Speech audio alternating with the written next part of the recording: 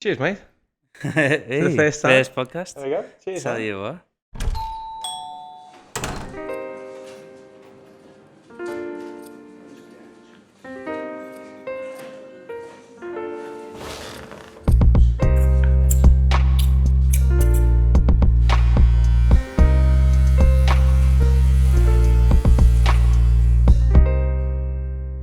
I know.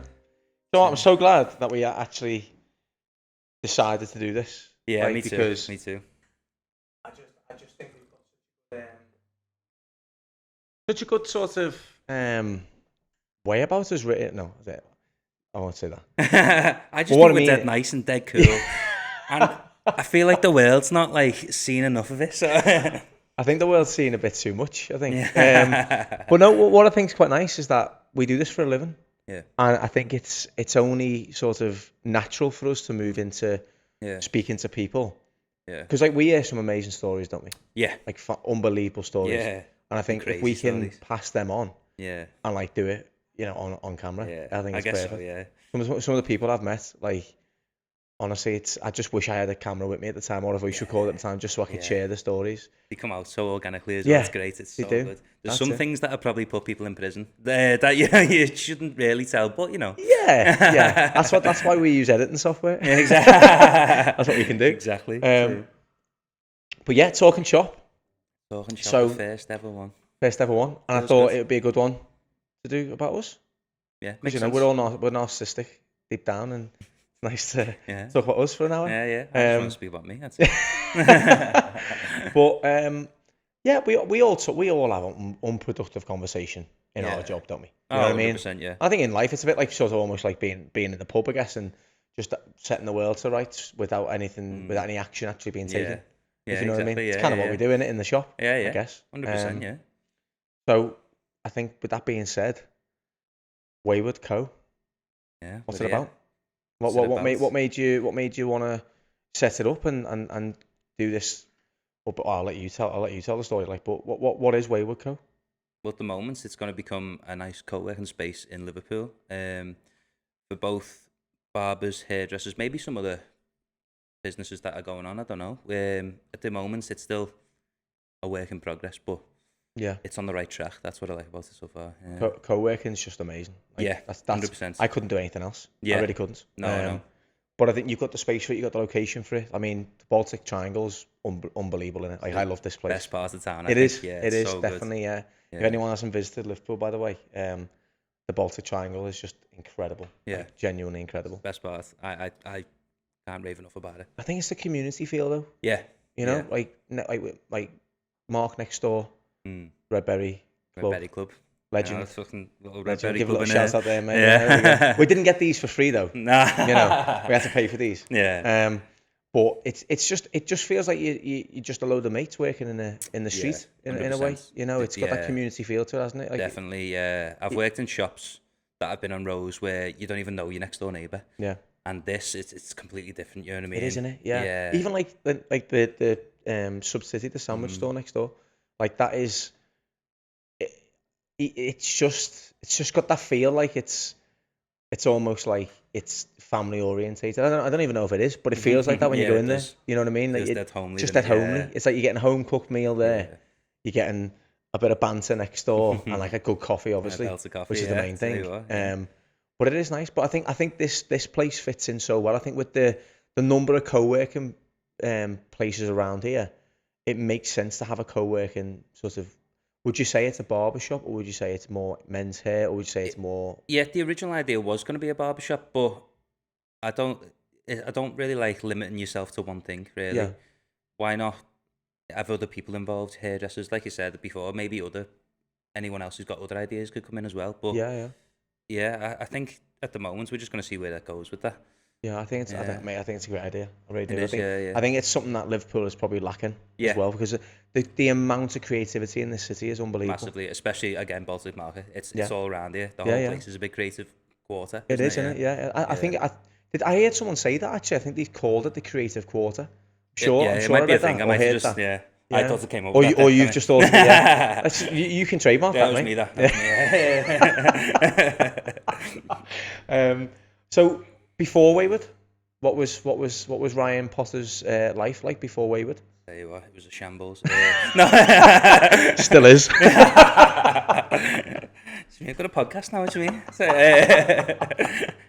yeah, no, that was. I was working in another a shop in town, Cutthroat Pete's, and that was where I first got the taste of working for yourself properly. Because there it was like, you're working on a day rate, and that just was so much better to me than getting paid a wage. Yeah. Mostly because you get the motivation. Because like, if I couldn't be bothered, you know what I mean, I'm not going to make any money if I don't do that many haircuts that day. Whereas like, if you're on a wage, you just sort of you start to lose. Water. Yeah, exactly. Yeah, exactly. But in there, that was like, the more you put in, the more you're going to get out of it. Yeah. The shop doesn't get any more out of it. You get more out of it. Yeah, so it makes you want to sell yourself more, doesn't it? Yeah, I couldn't agree more. Yeah, I think it's as slow as it's been in our sort of part of the industry, like barbering. I feel like it's been like that in hairdressing for years. Like self-employed hairdressers, chair rental, freelance. Not necessarily the co-working. I think co-working is just a bit. I feel like co-working's the next step to like this sort of self-employed freelance space. And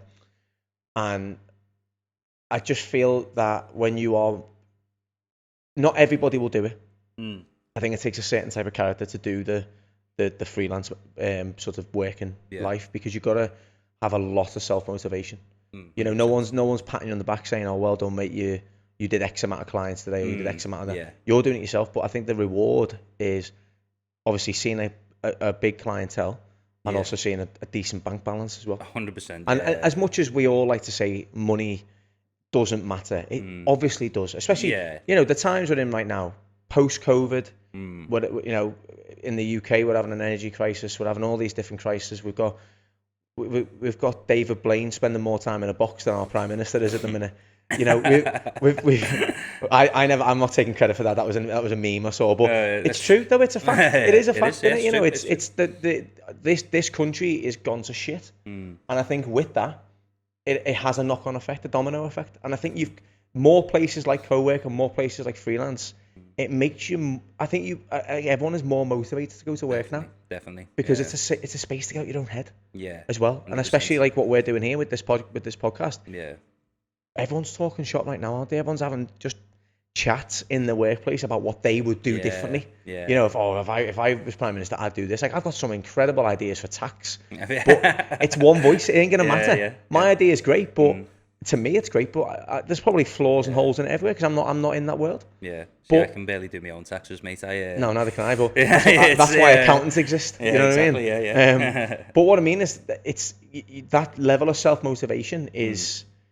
It separates the sort of the men from the boys, if that makes sense. That old school terminology, but it does. You almost need a business to have a 9-to-5 in it, because that's the person who's always on time, always turns up.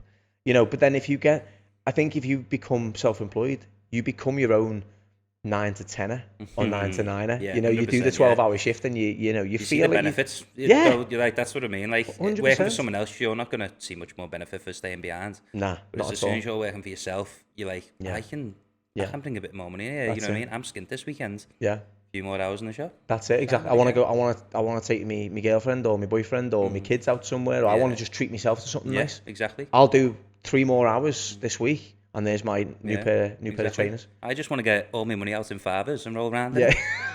And it's hard with 15 quid, I'll tell you that. I'm going to picture that. Make it rain every Saturday night. Cool, Like I said, it's hard with 15 quid to make it rain, but, and it hurts the pound coins, mate. Mate, just get the pennies. The pennies, they're not that heavy, you know what I mean? At least you feel it then. You feel like you've earned it then, Come out green from the coins, mate. From the copper. Yeah, definitely. I'm not going to lie, I've definitely done that before. I did that with Euros. Just lay them all on the bed. Yeah. Sad that, isn't it, really? But I did it when I was no one's watching. No one's watching. Like Stephen Bartlett says, I hope no one's watching. Yeah. But I secretly do want to hope everyone's watching. Yeah, of course. But it is true, and it allows you to understand what it's genuine like being a grown up as well. Oh yeah. You know what I mean? So I'm still figuring that out. Oh mate, I'm winging it now. I'm 36. I'm married and I've got kids. Yeah. And I'm still winging life. 100%. I think that's what you don't realise when you're growing up, do you? you think like I remember being 15 and seeing someone who's 20, and I was like, they've got their life together. Yeah. And there's me, 25, and I'm panicking. I'll tell you what. Do you reckon Jeff Bezos has got his life together? Genuinely, do you reckon he has? Yeah, no. He's definitely got a lot more together than anyone who's not got as much money as him. But Yeah, money does help. yeah, but you can just throw money at any problem he gets. So yeah, it's that's pretty true. easy, yeah. But then again, do you not think he has? Do you still not think he has the same like employment issues and the like? Do you reckon he'd probably wish everyone was self-employed? Yeah, more than likely. You know what I mean? Yeah, in a business standpoint, yeah, definitely. From that side of things, but like even like Yeah. personally, you might see that he's got all the all this money and all that. But I mean, how much? When you read about these people who are like like extremely wealthy, how much do they actually have in the bank though? It's weird, isn't You know it? what I 'Cause it's done mean? by net worth, so it's Net how worth. much, like, if they sold everything, Yeah, that's how much they. that's More than how likely much they but have yeah. on paper. Don't get me wrong, I don't think he's like, No. I doubt he's got an overdraft. Like, you know what I mean? So, Do you reckon his Bentley's on finance? it's fine. Yeah. Nah, I doubt it. No, of course, no. I doubt it. But then again, I know a lot of people who don't like. I know a lot of wealthy people who, on paper, are extremely wealthy. Yeah. On paper, they should probably be in the Forbes rich list. Yeah. But they don't want to disclose what they earn. They don't want to disclose what they own. Yeah. Like, we've all seen the clips of like people going around like Andrew Tate and all them people, right, who talk about never owning a property, always renting, never having something that you're controlled by. But do you honestly think like when you get to that proper like upper echelons sort of like wealth, do you think they have that same mentality that you're hearing from like some of these people who are very wealthy but not that like next level wealth? Yeah. Like, do you think they buy everything so they've got it, like so like they build portfolios more than just not having any property or something? Do you know what I mean? Like, maybe, yeah. I do you mean, think if the it was mindset me, changes? I mean, I'd probably be rich for not a very long amount of time. Oh yeah, Because I feel like I'd just be like, Yeah. right, let's spend it all. Especially like if you clicked your fingers now and I had all this money. yeah. But do you think that's mentality though? Do you think that's because we've grown up like I grew up like working class, probably lower working class if I think about it. If I actually think about like my life back then, as a child, I never knew it. Yeah. But I think if you compared it to say the person whose both parents worked, like my mum was a single parent. Yeah. I grew up with my nan and granddad. Okay. You know, like both parents working takes you to like still working class, doesn't it? Oh yeah, definitely. You know what I mean? So I don't think my nan worked when I at teenage level. So is it because my mentality that I would probably absolutely spunk every bit of money that I've got, because I still impulsively do that now. But then again, if you grow up in a wealthy family where money is completely a different sort of resource, is that how you stay wealthy? It's if you know what I mean? Yeah, it's probably upbringing again then as well. You know what I mean? Because you'll probably get some rich kids. The parents have got the money and they probably won't have the understanding of what money is. Yeah, but I still didn't have. But the thing is, though, I still didn't have the understanding of what money was because we never had it.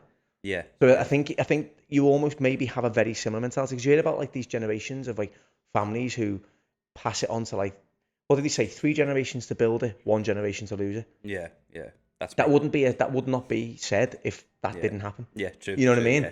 So do you think people who grow up in that ridiculously wealthy situation, their value of money is the same value of money that people in maybe mine, and I don't know what yours was like, but in my sort of upbringing is exactly the same, because it means nothing because we never had it. Yeah. Because they've got that much of it. Do you not think it means the same? It's probably there probably is a weird overlap there, isn't Yeah, there? Now I think that's what I about it, mean. Yeah, I guess so. But I guess More like the middle class who've earned it. Yeah. And like are still earning it and got businesses, and they're all massively self-motivated and all that. Yeah. Do you not think that rubs off on the kids, like the people they hang around with, the circles of friends? Yeah, I'm sure it would. Yeah, definitely. Because I mean, I haven't got kids, but like you have, so you're bringing them up like that. You want to make them the best you possibly can and give them the best advice, don't you? So yeah. I'm sure that's how it will go. But I've had this conversation with my eldest lad who's 10 about making him understand the value of money. Yeah. And I think he's still a bit too young, but like he'll say to me, "Oh, Dad, it's only a tenner. Oh, Dad, it's only a fiver." And I said that to him when he came here. I said, like, if I paid you £10 an hour and I made you work for that full hour, you'd respect £10 more than you do now. And obviously he's 10. right? Yeah, It sounds a bit extreme, but I'm not aggressive with it or nasty, but like, yeah. I just want them to understand the value of money Oh, definitely. It's because I never also had it giving and I it, still don't have it. If I'm honest, yeah, yeah. I've still done it. Where, like, I remember I got a job, I got paid to go and see this client, and some of the clients that I work with, like, you don't need.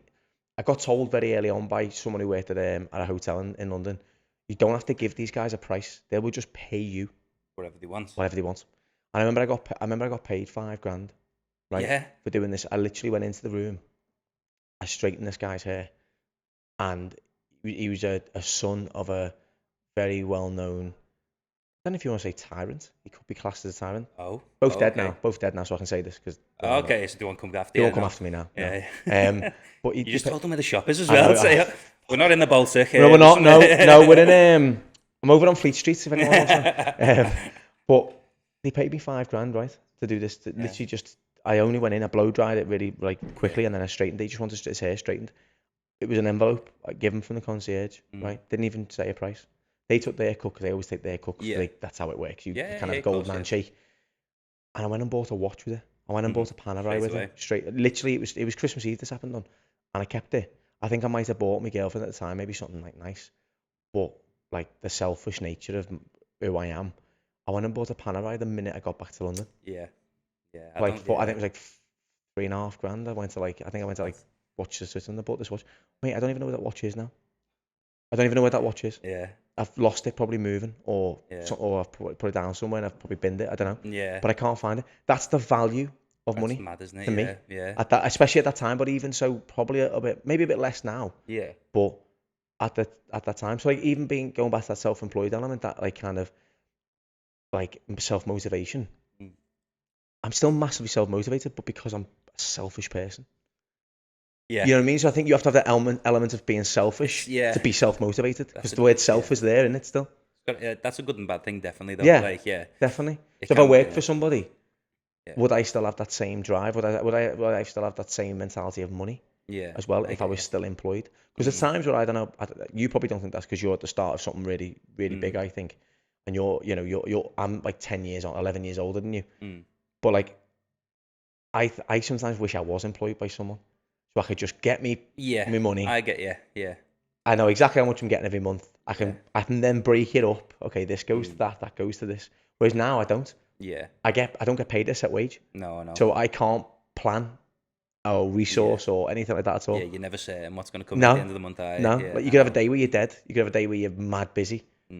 You just don't know. You can't really save because of that element, of that way of living. But something like December, that's certain. Yeah, December's certain. You get a few tips, which I declare.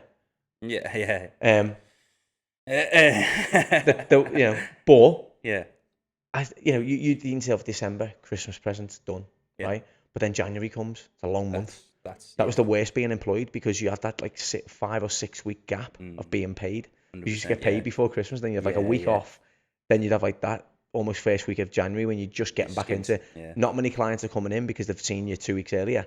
So you've got that quiet week, and then you get paid again. Yeah. So it benefits some people, doesn't benefit other people. No. So I think what you're doing with the co-working, and even going back to your sort of first proper job of like the daily rate, the chair rental, the daily rate. Yeah. It might have thrown you off a little bit, but it could have also really motivated you. Did you find it harder first? I did. It was very scary going into it, to be honest, because I was in a shop where I was employed before that, and as you said there, no matter what I did that day, I was getting guaranteed so much money. It wasn't a lot, but like, was it daily? Were you paid daily or weekly or monthly? Hourly. I was on minimum wage in the shop that I was in. Yeah. Wow. But even so, like, I was still guaranteed money there, you know what I mean? So if I did one haircut that day, I'd still get my wage. Yeah. But the problem with that place as well is that, like, I was doing triple the amount of haircuts I do now. You know what I mean? For a lot less money. And with that, I started to... I've always loved like cutting hair and stuff, but that it sort of pulls you down a bit, and it started making it more of a job rather than like loving what I was doing. Yeah. But that's when the opportunity came to go to Cutthroat Beats. I had to jump on it, you know what I mean? Yeah. I know it was a big scary thing to pay a day rate for a chair, which I might be in the minus that day, you know what I mean? But probably the best thing ever done. That's good. Yeah. But do you only think you took that step because of your understanding of, well, sort of want for money, but understanding maybe you were being a little bit like, hang on, I'm getting that off here a little bit, like, you know, Yeah, I'm doing like 13, 14, 15 haircuts a day, yeah, maybe even more, I'd imagine. yeah. It was. It Yeah, was. probably Yeah, more, yeah. yeah, And you're only earning X. Whereas you think, well, hang on a minute, I could go and work in Cutthroat Pete's and do half of that and earn double or triple. yeah. Exactly. But Yeah, yeah. but what made you come to that? What made you come to that understanding? It was. Because loads of people don't. No, yeah, no, I'm yeah. sure there's people who you worked with still working in that same place who probably have only probably had a pay rise, but Yeah, yeah, yeah. still not understood or Yeah. maybe wanted to. So yeah, some people like the safety, don't they? Yeah. I always take gambles on myself. I don't know, like if you know, why not gamble on yourself? But I think rather than thinking like what's happening right now, I look to the future for this. So with Cutthroat Pizza, I was like, I might be skinned for a few months here, but there's a big potential at the end there to be earning a lot more money, and have a lot more clients, especially being in town. It was like so many opportunities with that I was like, I've got to take it. There's nothing else you can do with it. You know what I mean? It would have been a waste. Yeah, So let that I agree, opportunity mate. go. Yeah.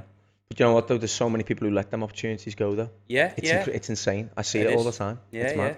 I understand it though as well, because especially like, luckily you know, I've got I haven't got kids to pay for and stuff like that, so I can take these big jumps and stuff. You know what I mean? And Yeah, definitely. It doesn't work out, it's on me. But yeah, there are people though. I mean, I get a lot of messages now, about like, you know, I'm like 31.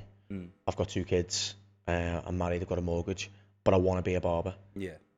Is it doable? And that advice is very hard to give because it's personal circumstance, isn't it? Definitely. It's like you could be the most passionate person to get into our industry. Yeah. But if it financially doesn't work, it's not going to work. It's not going to work. Exactly. Because at some point you'll get stressed. Oh yeah. At some point the hobby, the passion will fade, and then you're going back to doing. You probably end up going back to somewhere else or moving to a different shop just to get that security blanket of a wage, and then you might have missed out on that opportunity. Yeah. It's hard to say. It's a bit like it's a bit of a kind of double-edged sword, isn't it, really? Because you wanna take the risk. I think, you know, I remember hearing that Gary V saying about you're never too old. You know, if we live to 100 and you get to 50, you could still change careers at 50. Yeah. Which is on paper, yeah. But in reality, if you're 50 and you maybe you're a grandparent, and you're trying to get into an industry which is predominantly younger than you, it's like going to uni when you're 40. You're classed as a mature student. There's already a label for you straight away, a mature student. So you're not gonna be doing Freshers Week. And if you are, you're gonna feel awkward. Go for it. I mean, 100%. Go for it, without a doubt. But it's not as simple. It is on paper to say to someone, to motivate somebody, just crack on. You're 50, you live to 100. You're gonna work probably more towards the end of your life than you are towards the start of your life, right? Because you don't start work till you're 16, really. But reality is, does that work? So I think it takes personal circumstance to be able to do that. If you still live with your parents, fantastic. If you've got a house already paid off or your mortgage is cheap, great. I mean, at the moment, right? Let's go on to like what's happening right now, post pandemic. It's not as simple as that, because the bills have gone up. Money is just hemorrhaging from my account like you wouldn't believe on everything. Diesel, probably paying about 200 quid in diesel at the moment. Just to get around, drop my wife at work, take the kids to school, drive to and from London, sometimes drive to and from here. You know, it's eating it. And, you know, and the worst thing is I get an electric car, but I'd have to charge it going to London. I'd have to stop over for an hour to charge it. So again... And then also the Lecky bill. Yeah, stopping off for an hour is not going to work for me at all. Do you know what I mean? No chance. And I haven't got a driveway neither. I've only got I've got like a communal car park. Oh, so I can't even charge it up. Do you know what I mean? Yeah. So it is insane, but I mean, I just love the idea of more people becoming like that kind of self-motivated though. You know what I mean? I love that. Definitely. That thought of like people just like jumping at a chance more than risk. Like, what did he say? No risk, no reward. Right? And I think it is easy to say that, but I just think it would just be a better place to work in every workplace if everything was like you worked for yourself, but you know, like you were a team. Because that's the thing when every co-working place that I work in at the moment, Hunter Collective, that is like there's zero politics between any of the hairdressers. And, you know what I mean? What anyone else is doing. Nah, not at all. Like you just crack on, you just do your own thing and go home. How it should be. As long as you keep everywhere tidy and Yeah. you respect the place you're in. Yeah. There's zero politics. When did you first get a taste of that then? Was that when you first went to London, or did you have somewhere in Liverpool like that, or? No, that I started the co-working sort of way of working was 2018. Also not too So, long ago, like, yeah. no, Okay, not that long okay. ago. No, I don't know if Hunter Collective were the first ones to do that. I think they might have been. First ones I ever heard of. Yeah, Yeah, I think they might have definitely. been. Yeah. Problem is, it's not a model you can trademark. No, yeah. You know? Exactly. But I think history will kind of keep it going as like it was the 100%, first one. And before that, I had my own shop, Yeah. which was just, again, it was the old business model. It was employ people, pay them, a good salary. What I did was I tried to kind of take that freelance element and also give people a safety net, so a bit of the estate agent sort of style. Okay, so you give them a base, more like a commission.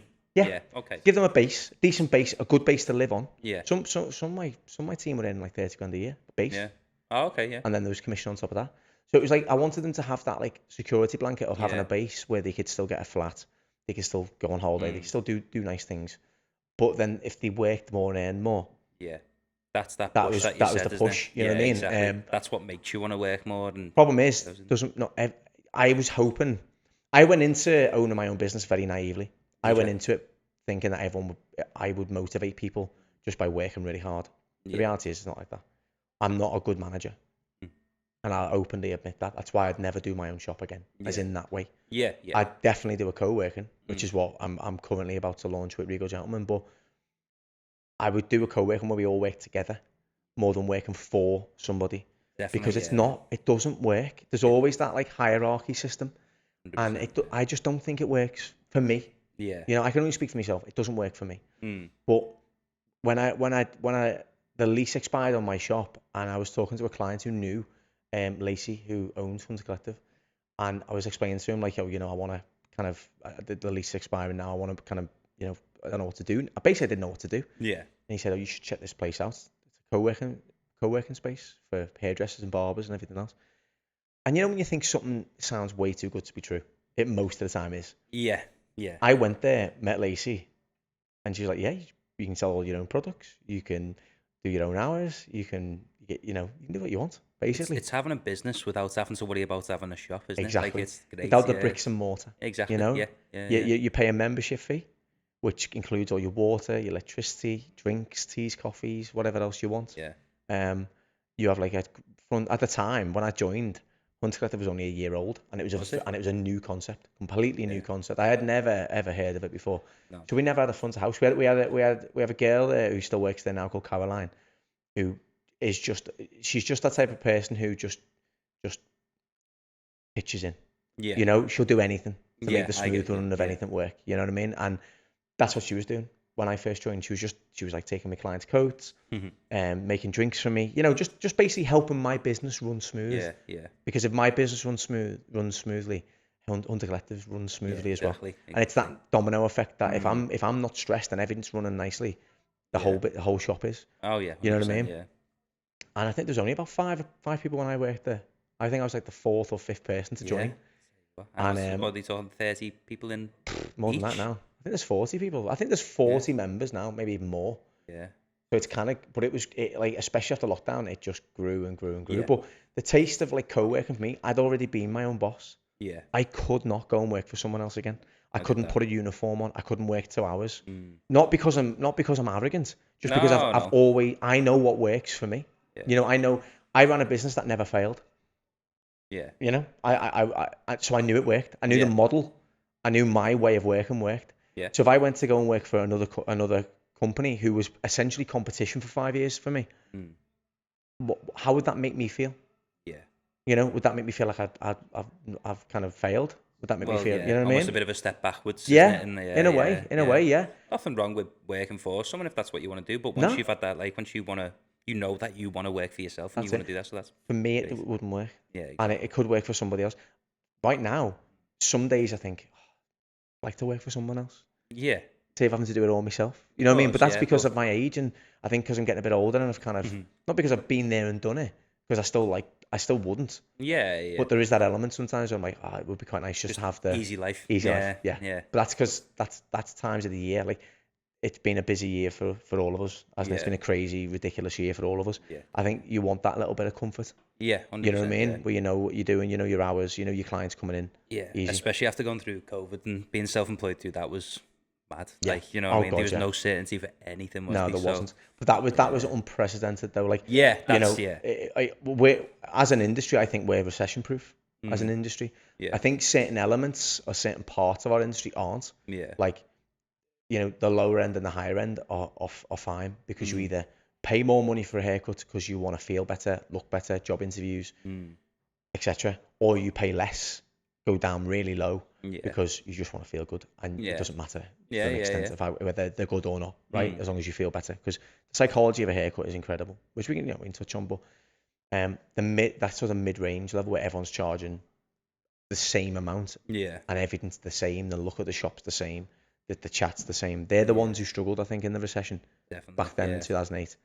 Mm-hmm. But I think pandemic, we were the worst hit, one of the worst hit. Oh, yeah. 100%, You know, yeah. we didn't even have our own category. Since the pandemic happened, Yeah. the government only gave us our own category of, Yeah. what was it called, personal care service? Something like that, Something yeah, like that. yeah. I used to have to Post-contact person. Google. I was like, what What do I category under? am I? Yeah, Yeah. yeah. I Because never we knew. were classed as, first of all, we were classed as hospitality. Yeah. Then it was, what was the other one?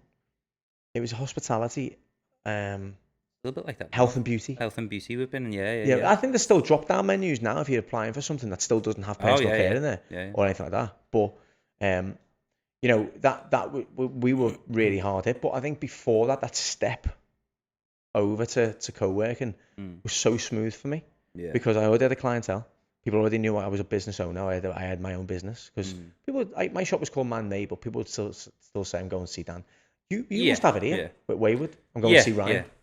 I have clients now who've been coming, well, I've had the shop like 3 months. So they've been for about 3 haircuts. And they still go, what's your shop called again?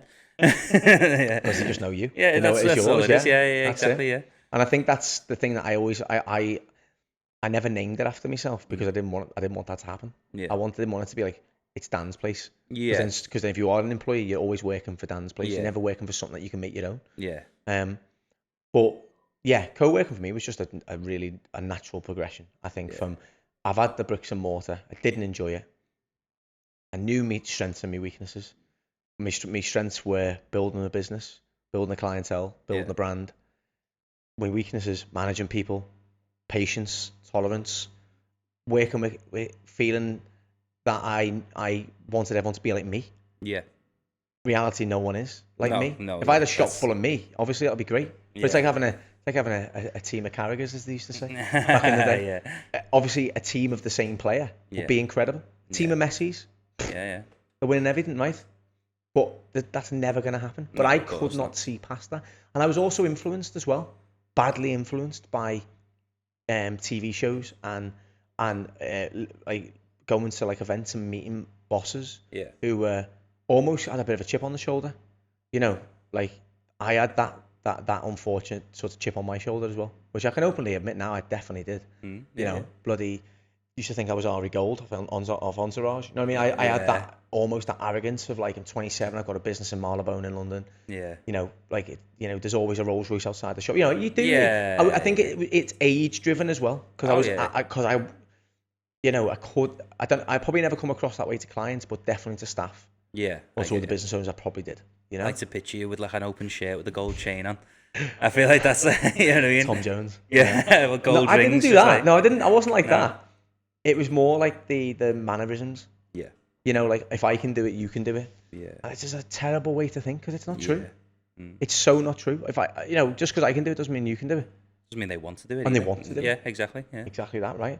So I think moving to co-working was like perfect for me because I can just focus on me. Yeah. I can focus on like I've got that selfish nature. Yeah. You know, I've got that selfishness in me. Yeah. So I can focus on what I'm doing. Don't have to worry about anyone else. Yeah. Don't have to work for someone else. Don't have to try and please somebody else. All I need to do is please the people who pay my wages, which are my clients. Yeah. Focus on them. No one's telling me I need to run it this way. No one's telling me this is how you should do it. I can take it. I take advice. I'm always open to advice. I think advice is invaluable. Yeah. But it's how you implement that advice. You can't just take taking advice from somebody else you might as well have them working for you and owning you and Yeah. being your boss if you're going to implement every single thing they say. Definitely. Because the reality is, you want to take advice from loads of other people. I say it now when people ask me about like education, like how did I learn to cut hair? Because I watched hundreds and hundreds of people. I did hundreds and hundreds of classes. Yeah. I did hundreds and hundreds of education days with Yeah. people. You know, I learned off so many people. Best way to be. You never stop learning, do you? You No. know what I mean? You can't. You need to be a sponge. And I know Yeah, it's all 100%. cliche, but it's true. No, it is. The it is true, cliches definitely. matter, Yeah. I think, you know, because it is true. Yeah. But yeah, co-working for me, man, it's the best. That's why I want to bring it over to Liverpool. It makes sense, and like, you know, from doing it myself, I've realised how good it is, and I'm hoping that'll make other people realise, like, you know, they come and give it a little go, and they'll be like, you know what, this is for me. It might not be, but as long as they have Even a go just and they come and try, you know, exactly. Do a day trial. Yeah, 100%. Or a week trial. Yeah, Get your feet under the door and see how you feel, you know. Yeah, exactly. So you get into this point now, like if I could have asked you this similar question like when you were 15, what would you have, so when you were 15, what did you see yourself doing in 10 years? Would you have thought you'd be sitting in this chair now chatting to me about a potentially incredible situation? No chance. I didn't even have a thought about barbering, to be honest, when I was 15. Like, Did you? No. So go on, what did you do? What was, okay, you leave school. What was the first thing I was you in did? sixth form, I was doing music, and I was like, I wanted to be a rock star, you know, as everyone does, but... What type of rock star? One Direction rock star, or star. like a One Direction kind of rock star, or a Bruce Springsteen rock star? Like an Ozzy Osbourne, just for ruins. Just no, biting heads off bats and all that. yeah, obviously, yeah. That's just the weekends now, so just a hobby now.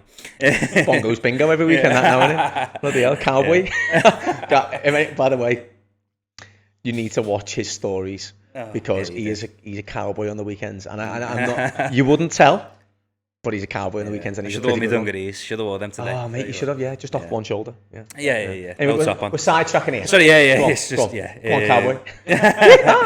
Right. I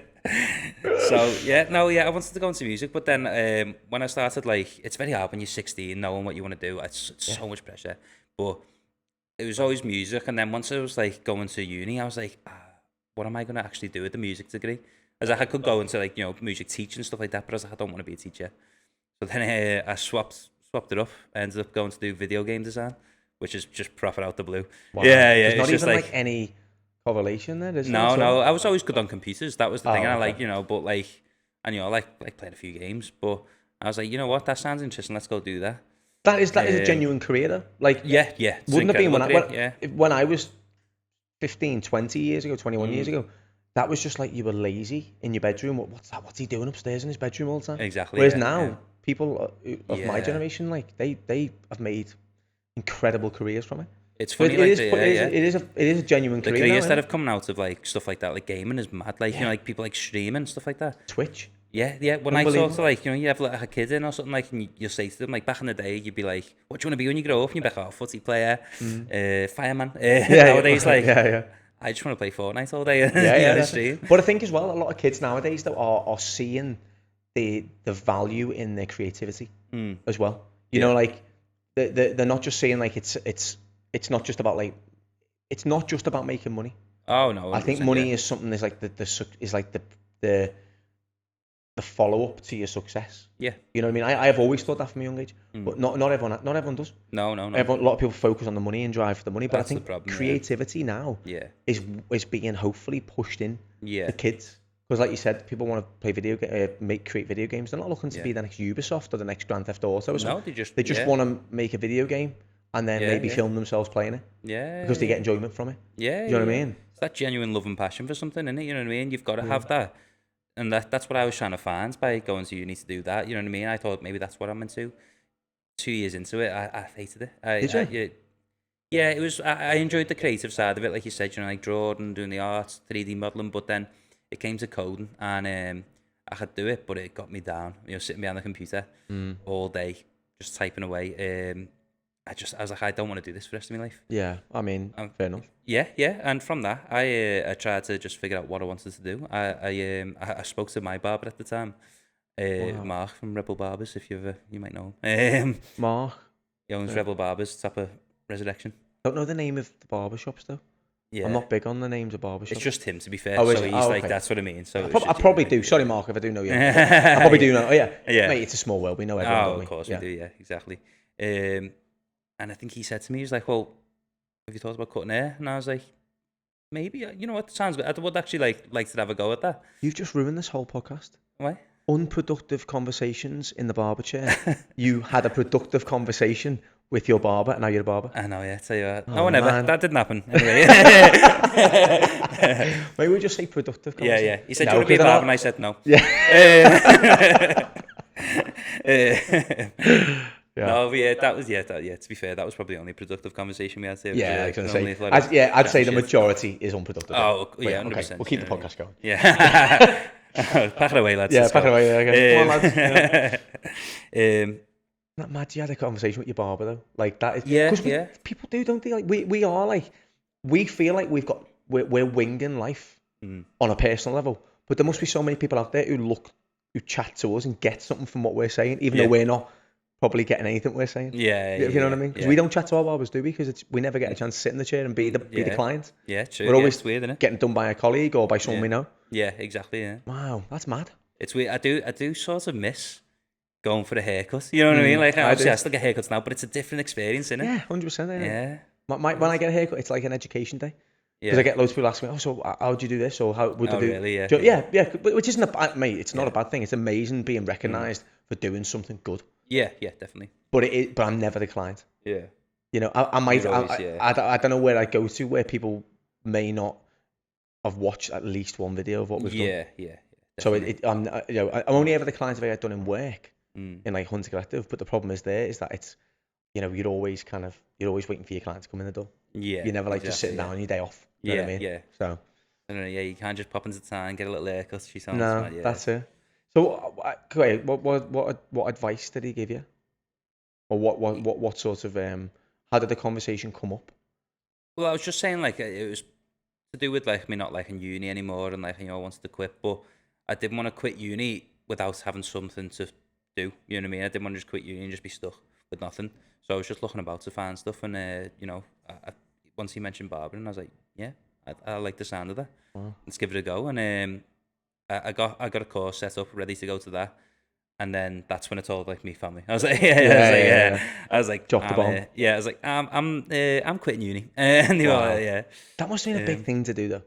Like it must have been a nervous thing to say to your family, especially like because uni's always been that thing that everyone has to do. Yeah, definitely. Yeah. You know what I mean? My family are dead understanding. You know what I mean? Like my granddad's like the nicest person ever. He'll be like, if you're not happy, don't do it. You know what I mean? Amazing. He's always because it's not always the case, mate. No, of course. And obviously they were worried about me doing it because obviously it could have been bad, and I could have just ended up not doing nothing ever again. Yeah, of course. But, yeah, definitely. But yeah, from that, like it just took off from there. And, Wow. That is mad. I am. Yeah, 100%, mate. Yeah. I mean, it's mad to think that like when you had a conversation with your barber that ended up getting you into barbering. Yeah. You must have had a lot of time where your clients have like been like, I'd like to have a go and get it. Yeah, I don't know if any have ever. Maybe I'm missing it. Maybe I'm missing people, but I can't think of anyone who has actually done it. Who's actually gone and done it properly. Yeah, that's the same. You know, I did. There was a lad who there was an old mate, like a mate of mine, Kev. I'd been cutting his hair since he was about since he was probably about 13, and he ended up becoming my apprentice in London. Yeah. But he'd almost done it the opposite way around to you. He wants to be a musician. So he quit barbering to stay back in. He'd been on an X Factor and stuff like that. Like, so he got through to, I think he got through to like judges' houses or something. Yeah, he was decent. You know, he's a very, very incredible singer, amazing singer. But the problem is, there's hundreds of millions incredible singers. It's hard to find that.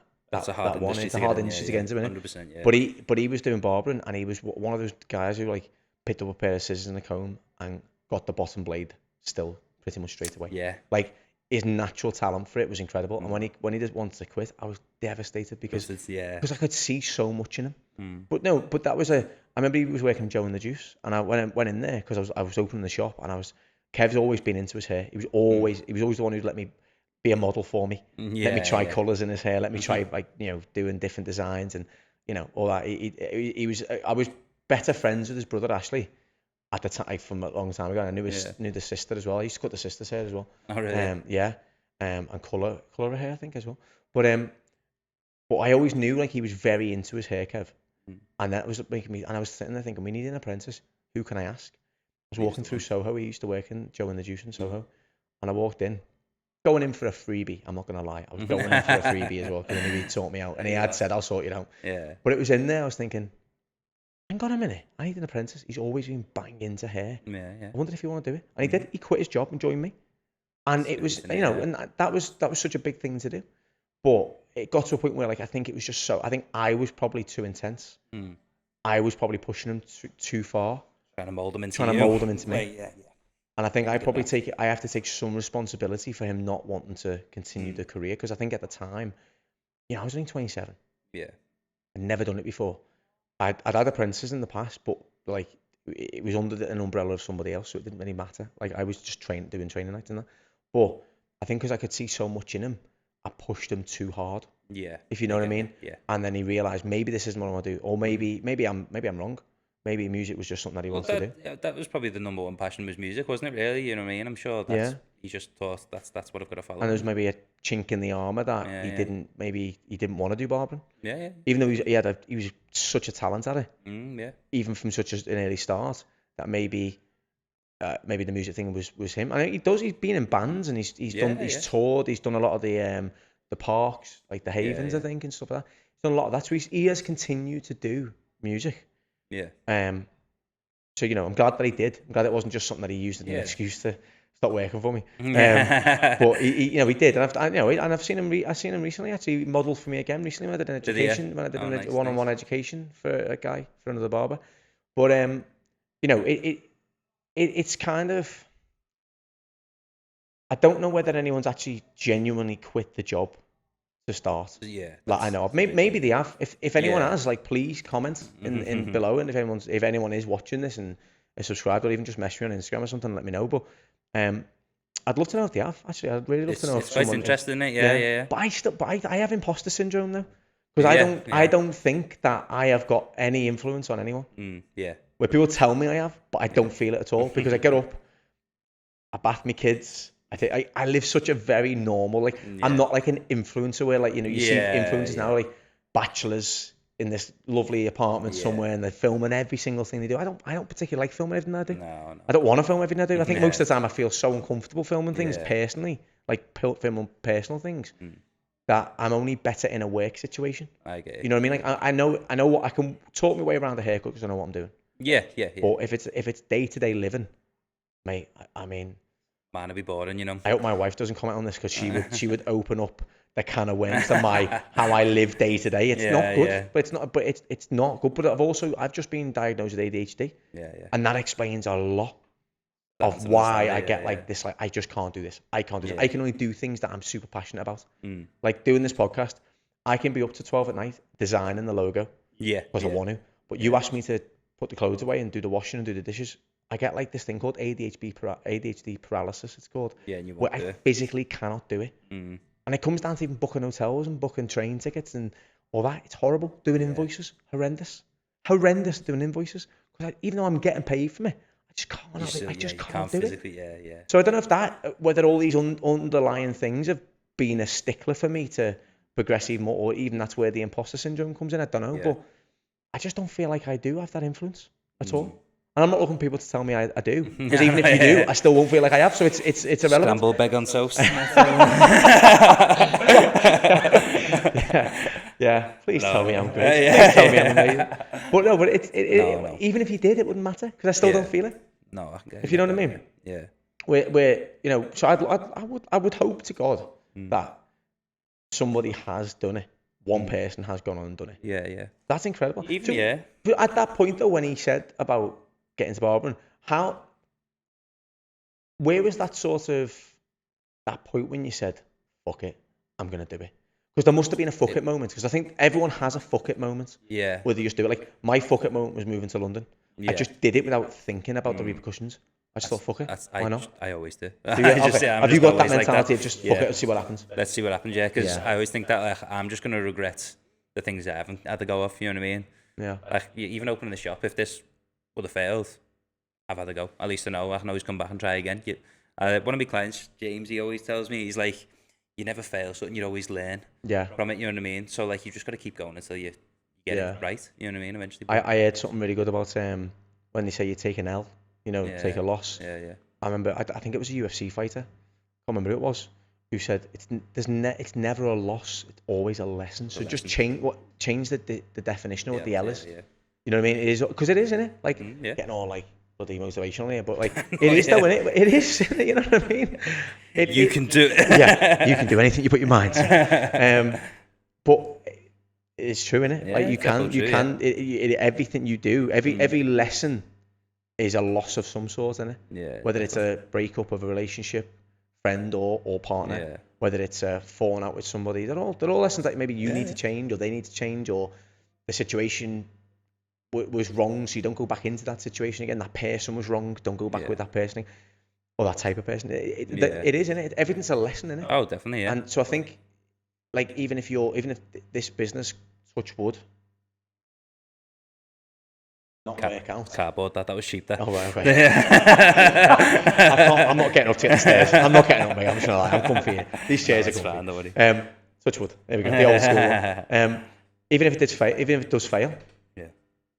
What have you got to lose? Exactly. There isn't really anything. I just like doing things and trying new things. You know what I mean? Yeah, exactly. Do it. Just you know what I mean? Like short in it, like So 100%. Just do everything you want to do. Yeah, I agree. Oh, that was powerful. That's the TikTok soundbite. We're going to keep that one. Do anything you want to do. Yeah. Life's too short. Yeah. It's not even me trying to be emotional. Like I'm just fucking. I'll just do whatever I want to do because it's. I want to do. I think I have that.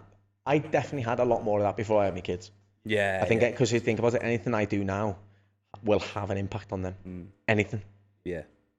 It could be a conversation with somebody. It could be a video. It could be something that when my kids get older, especially my eldest lad, like imagine what the future of my children's is going to be like with the technology we've got now.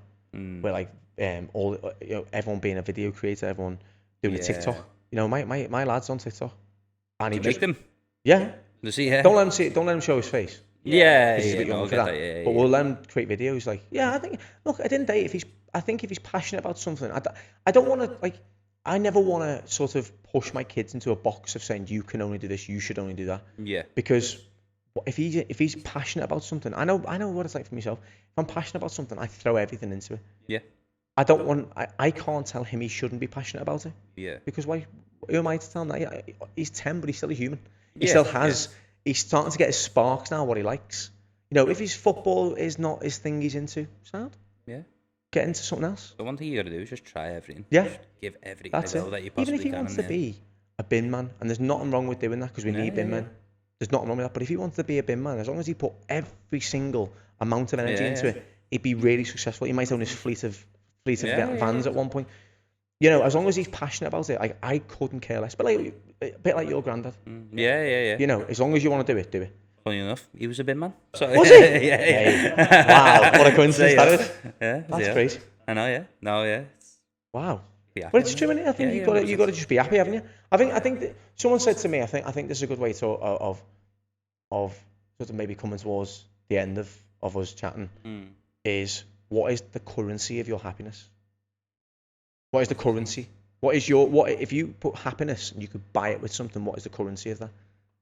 With something. Yeah, like is your happiness, like, if money the currency to your happiness? Oh, I see. Are clothes the currency to making you happy? What would you say is that currency that makes you happy? If you could buy happiness, what would it be with? That's I'll say it again.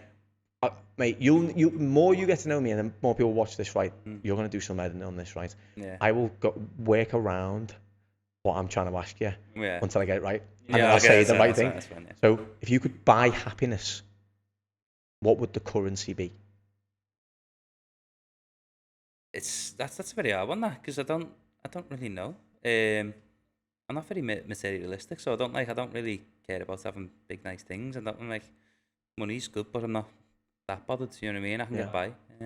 So what makes you happy then? I don't know, I'm gonna have a little crisis here. Tell you what, am I happy? What? Sorry, mate. Sorry. We've opened up the wormhole now. Right, I'm gonna lean this shit. That's It all started when I was young, Dan. There's the couch over there, mate. I'm well. I can listen all day, mate. I can listen all day. Yeah. I've got me therapist number if you want it as well. Nice She's great. one, yeah. She's great. Just that after. Get it on. Yeah, we get it. Oh mate, no, let's not get it on. Fucking hell. I know, yeah, That'll be intense. Yeah, that's a very hard question. That. I don't know if I can even answer it. Maybe you're not meant to know because of your age. Yeah, maybe. Maybe you haven't figured out what makes you happy. There's a lot of different things that make me happy, but I just doing things that are fun makes me happy. You know what I mean? Just being out. There we go. Yeah, Fun, that's yeah. fun. Yeah, I guess fun. Yeah, There we go. definitely. Yeah. But do you think that's continued from? Do you think that's something that will be your like consistent currency? Yeah, for the rest I think of your so. life? Yeah. Whatever you Obviously, do, like, you're gonna have fun with it. Yeah, as long as I'm having fun, that's exactly. Because like working and barbering and stuff, I can have fun with this job. You know what I mean? It's fun doing new haircuts. It's fun chatting to new people. Yeah, I agree. Yeah, exactly. So yeah, I guess fun. It must be the answer there. Yeah. That's good. Yeah. Okay, take that. Yeah. Well, what's it for you then? Have you got like a? I have. Have you? Yeah. Well, I've only got this because I got to a certain point in my life. Yeah. My currency is contentment. Oh, okay. Being content. Yeah. I'm definitely not rich with it yet, Hmm. but my currency to my happiness is being content. So whether that be in work, at home, in myself. Yeah. I'm definitely not content in myself because I think I don't know. Maybe I don't know why that is, but I don't know if you ever will be content in yourself. Like I was talking to a guy who's 92, one of my clients who's 92, and he still firmly believes there's things that he could still achieve or there's still things he could do, and he's 92. I thought, wow, what a way to live. Yeah. He hasn't like given up. You know what I mean? He's still thinking he doesn't know how long he's got left, so he's still thinking he can achieve things or he can still do things or make himself happier. But like, I'd say my currency is that.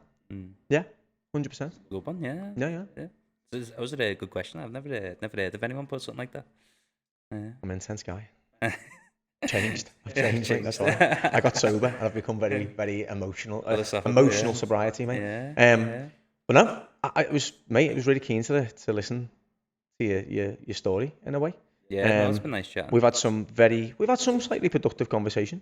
Yeah. Mostly definitely. unproductive. Yeah. I don't know. I can't really remember what we spoke about, but I thought it was good. Does anyone? Yeah. I thought it was good. I think hopefully this is like an introduction to what you'll see from some of the guests, and we've got some awesome guests lined up. Amazing guests. I can't wait. I wish I could name them all, but I know. Yeah. I can't. I'm the same. I'm like. I'm dying to. But And the sort of format as well of us just being barbers, I think makes it fun. 100%. Because we can have some. I don't know about you, but I think you'll probably see it from this when we watch, especially when we watch it back. Yeah. It's like I think as barbers, I don't know if it's just in us to be able to talk to people, but I find like I just go off on a tangent and you start off with one question and before you know it, like I'm sure I asked you something about how did you set Wayward co-op, and then we end up talking about electric cars. Yeah. It's Mad. weird, isn't it? It's mad, but that genuinely happens in people who come in to get a haircut. It's when you're doing it all day, every day. You do just sort of like, it's probably a bit ADHD as well, isn't it? You know what I mean? I think it might be, yeah. It must I think be, when I ever asked how to become a good barber, I think it's like you've got to have a little bit of ADHD. You've got to, I swear to God, I think that's got to be my new answer now. Yeah. Knowing that I've got it. It comes with a job. You got ADHD, mate? No. Sit quietly then. Yeah. Or expect a lot from me. Yeah. You know what I mean? Expect to have your ears chewed off. But no, mate. Thanks for coming on board with this idea. No. Thanks for including me. You know, this only started as like just a conversation, and it developed into this. I think it's amazing. I can't wait to see what it develops into as well. Yeah, me too. If there's anyone watching, if you've got any guests you think would be good to come on, please comment. Because we'd love to know. Yeah, definitely. Tag them if you're watching this on Instagram or if you're watching this on TikTok or you're watching our YouTube channel. Don't forget to subscribe. Click on the notification icon. Get notified when we release a new video. Support us. Share our content. That'd be amazing. Because we're doing this because we want just for us to do something. It's not like we're not. There's nothing. There's no gain at all. What we're trying to get from this. I just want to talk to interesting people. Yeah. Because I think it enlightens me so much. And you know, talking to people you can almost talk to people in the third person. So if I've got any issues going on in my head, I can ask them a question that Yeah. I'm really wanting to know. Yeah, But I'm not going to yeah. say, I want to know this. Yeah, So I think it yeah. helps. The audience wants to know. Yeah. Somebody commented, but I think I deleted it by accident. That's what it's going to be like, innit? See, I'm just dead nosy, so I just like listening to people's life. Yeah. Yeah, You're a bit nosy, actually. I'm very nosy. I've listened to some of your conversations. They are a bit like, Yeah, that's yeah. why I wanted it to be with me. Because you can ask questions that I'm not going to ask. Yeah, I'm sure as time goes on, it's going to get a lot less professional. I reckon it's going to go It's a going to get a lot. lot better as well. 100%, I'm sure yeah. it will be because, this. Yeah. I'm hoping this was good. This is our very first one. It's a work in progress. It's good. It doesn't matter. I think you've had a lot more experience talking in front of cameras and stuff like that, definitely, than me. But There's a camera here. no. The mindset, right? I told you this before we started. Okay. Pretend there's no camera there. All right? Yeah, but you know what I mean. Like Yeah. it's yeah. I know. As we go, it'll get As we go, better. as we go. But nah, mate, that was great. Good. It's been a fun chat. Thanks for watching, by the way. Hope you enjoyed it. Follow us on all the necessary socials, and all the links are in the description as well. Just before we go though, I want to say a massive shout out to Kids with Snipers. They are sponsoring our merch. You say? I don't really. 36. Am I allowed to say the word merch? Merch. I don't know. It was a bit touch and go, It was but a bit touchy, yeah. but that was a bit like. Yeah. It's a bit like me saying sick. Yeah. Sick merch, you know what I mean? But no, Vinny, who is the creative director, he's kindly sent us a load of clothes to wear. Yeah. I did ask him, no shame in that, right? No, but he of kindly course, agreed because but, yeah. he knows that, or he could see a vision that this could be a good Definitely, podcast, definitely. and hopefully it'll build a good audience. But honestly, these guys are just incredible. Yeah. I don't know Vinny, but the clothes that he sent out are But amazing, great. aren't they? They're They really really nice, are. to be fair, yeah. Description to the Instagram as well is on this. He does a lot of his business through Instagram as well. But yeah, he Kids with Snipers. The name behind it, which I was fascinated, is about trying to give. It was almost like kind of giving young creatives a voice.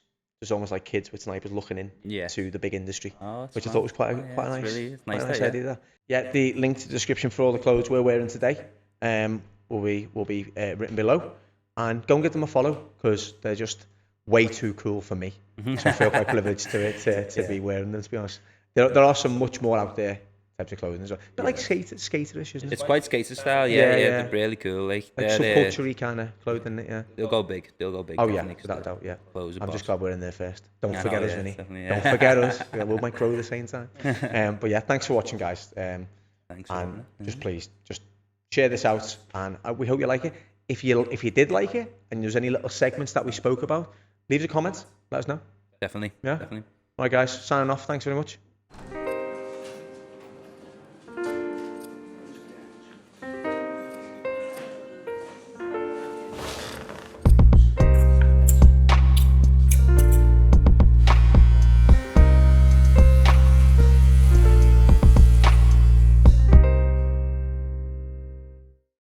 I know I waved. Did you peace sign then? Fucking hell. I waved, I was like, yeah, in a bit. The bus driver, is it? Thomas, thank you. Thanks, driver. Thanks, Simon. Thanks, Simon. I meant like an actual driver when they see each other and they're like, That's what Alright. motorbikes. That's what people do on motorbikes. You oh, know? it's mate, yeah, Do you yeah. not? Yeah, It's yeah. that. Or if you have like a pickup truck. Oh really? Well, yeah, it's just, they see each other and like, Not doing that with Kias. yeah, Imagine, kids. no one does that in a Kia. I've got a Kia. No one ever gets onto me. Even all the other Uber drivers.